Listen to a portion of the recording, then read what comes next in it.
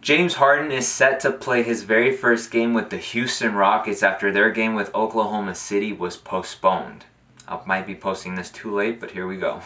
As I record this before work, by the time I come back and post this, James Harden would have already played his first game this NBA season.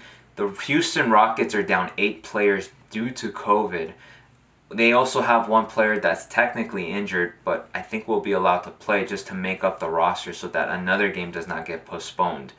What does this actually mean for James Harden and the Houston Rockets, and does this hurt his stock while he's going out there saying, I'd like to go to this team, that team? He's mentioned Miami, he's mentioned Philadelphia. Is his stock lowering or is it being raised? And can he potentially, winning tonight with only 8 players, 7 other players by his side, will this actually help his trade stock or will it hurt it?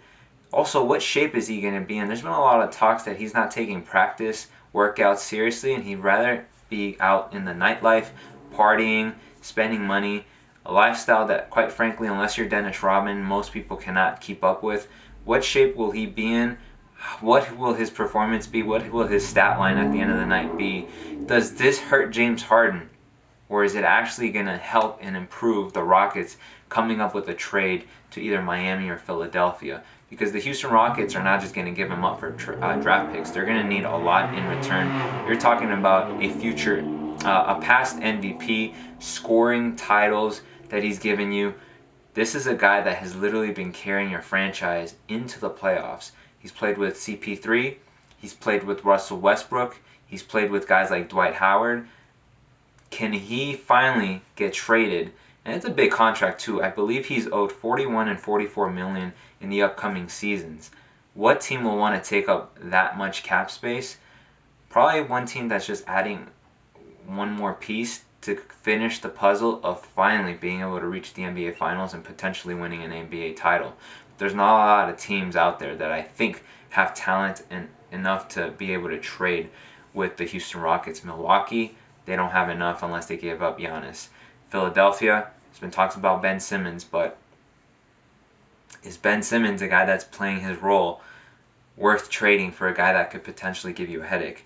And Miami has so much depth. Would you want to give that up for just one player and give a lot back in return? I don't know if that's the case.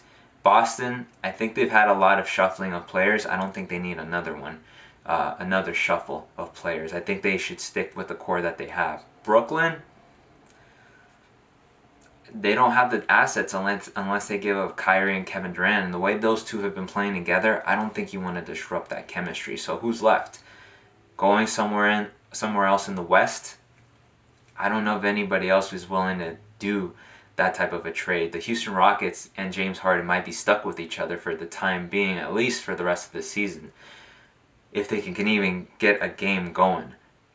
So it looks like they will today, though. They will be playing, and I'm interested to see if they win. How does James Harden play? How do the minutes get allocated?